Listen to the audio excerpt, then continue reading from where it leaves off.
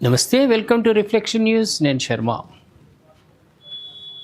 మహిళలకు 50% చట్టసభల్లో రిజర్వేషన్ కల్పించాలని ఆ బిల్లు ప్రవేశపెట్టిర్రు. అది పాస్ అయిపోయింది.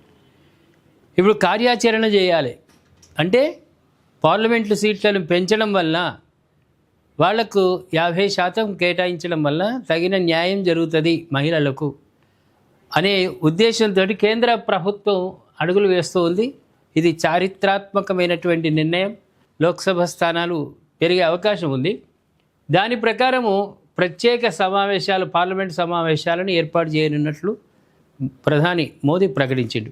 ఏప్రిల్ 16 నుంచి ప్రత్యేక సమావేశాలు ఏర్పాటు చేసి పునర్విభజన, లోక్సభ సీట్లను పునర్విభజించాలి అనే దాంట్లో ఒకసారి మనం డీటెయిల్స్లోకి వెళ్దాం.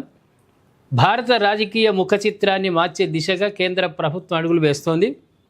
దశాబ్దాలుగా పెండింగ్లో ఉన్న మహిళా రిజర్వేషన్ల కలను సాకారం చేసేందుకు ప్రధాని నరేంద్ర మోదీ భారీ కార్యాచరణ ప్రకటించాడు. 2029 లోక్సభ ఎన్నికల నాటికే పార్లమెంటు, రాష్ట్ర అసెంబ్లీలో మహిళలకు కోటా కల్పించాలని ప్రభుత్వం కృతనిశ్చయంతో ఉందని ఆయన వెల్లడించారు. ఈ మేరకు కీలక రాజ్యాంగ సవరణలు చేసేందుకు ఏప్రిల్ 16 నుంచి పార్లమెంటు ప్రత్యేక సమావేశాలు నిర్వహిస్తున్నట్లు ప్రధాని ప్రకటించారు. అటు పార్లమెంట్లో, ఇటు రాష్ట్రాలలో కూడా మళ్ళీ అసెంబ్లీ సీట్లు పెరిగే అవకాశం ఉంది. ఇక్కడ కూడా పెంచడం వల్ల మహిళలకు 50% రిజర్వేషన్ కల్పించవచ్చు. పార్లమెంటు సీట్లు కూడా పునర్విభజనలో పెంచడం వల్ల అక్కడ కూడా వాళ్ళకు న్యాయం జరుగుతుంది. ఏప్రిల్ 16 నుంచి పార్లమెంటు ప్రత్యేక సమావేశాలు నిర్వహిస్తున్నట్టు ప్రధాని ప్రకటించారు.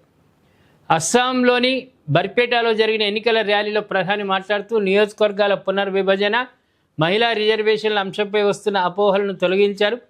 ముఖ్యంగా జనాభా నియంత్రణను సమర్థవంతంగా అమలు చేసిన దక్షిణ భారత రాష్ట్రాలు, ఈశాన్య రాష్ట్రాలకు ప్రాతినిధ్యం తగ్గుతుందన్న విపక్షాల విమర్శలను ఆయన తోసిపుచ్చింది.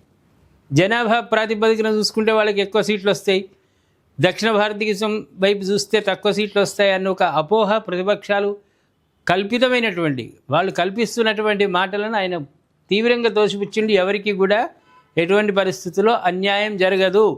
దక్షిణ భారతదేశానికి, ఈశాన్య భారతదేశానికి, రెండు ఉత్తరాది, దక్షిణాది, ఈ ప్రాంతాల్లో ఉన్నటువంటి వాళ్ళకి అందరికీ కూడా న్యాయంగానే విభజన ఉంటుందే తప్ప ఎవరికి అన్యాయం కాదు.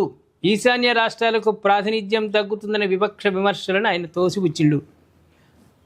ఉత్తర భారతదేశం, దక్షిణ భారతదేశం, ఈశాన్యం వైపు ఉన్నటువంటి మన తూర్పు పక్కన ఉన్నటువంటి ఈశాన్య రాష్ట్రాలకు కూడా ఏమో అన్యాయం జరుగుతుందంటే జనాభా ప్రాతిపదికన తప్పకుండా అందరికీ న్యాయమే జరుగుతుంది, ఎవరికి అన్యాయం జరగదని ఆయన స్పష్టం చేసిండు. ప్రస్తుతం ఉన్న స్థానాలకు అదనంగా మహిళల కోసం ప్రత్యేక సీట్లను సృష్టించేలా ఈ నూతన ఫ్రేమ్వర్క్ను రూపొందిస్తున్నాం. దీనివల్ల ప్రతి రాష్ట్రానికి ప్రయోజనం చేకూరింది తప్ప నష్టం ఉండదని ఆయన ప్రధాని స్పష్టం చేసిండు. 50% సీట్లు విశ్వసనీయ వర్గాల సమాచారం ప్రకారం మహిళా రిజర్వేషన్ల అమలును సులభతరం చేసేందుకు దేశవ్యాప్తంగా లోక్సభ స్థానాల సంఖ్యని ఏకంగా 50% వరకు పెంచే యోచనలో కేంద్రం ఉంది. దీనికోసం ప్రభుత్వం 2 వేర్వేరు బిల్లులను ప్రవేశపెట్టనుంది.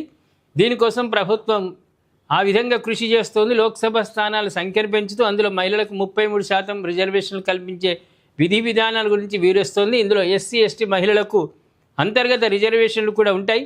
వాళ్ళకు ఉన్నటువంటి ప్రత్యేక కోటా కింద ఆ కోటాను అలాగే ఉంచుతూ బిల్లు నెగ్గాలంటే సభలో 3/2 మెజార్టీ అవసరం. దీనికి రాష్ట్రాల ప్రత్యేక ఆమోదం అవసరం లేదు. అలాగే నియోజకవర్గాల సరిహద్దుల పునర్విభజన కోసం ఒక కమిషన్ ఏర్పాటు చేసేందుకు ఈ బిల్లు ప్రవేశపెడుతున్నట్టు తెలుస్తుంది. అందరి సమ్మతితోటే, ఎందుకంటే 1/3 మెజార్టీ ఉంది కాబట్టి ఈజీగా విన్ అవుతుంది.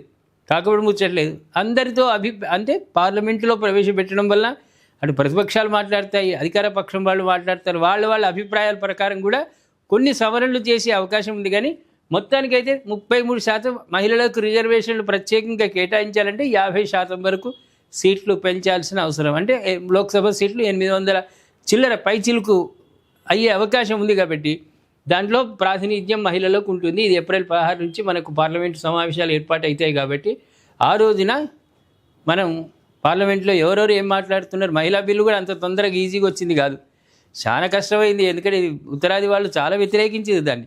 వ్యతిరేకించినా దాన్ని పట్టుబట్టి ఆ బిల్లును ప్రవేశపెట్టిర్రు. ఆ బిల్లు పాస్ అయింది.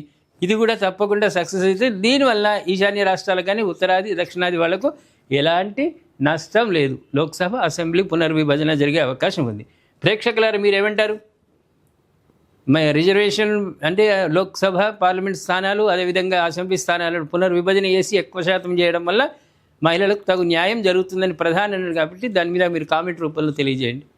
సబ్స్క్రైబ్ చేసుకోండి, షేర్ చేయండి.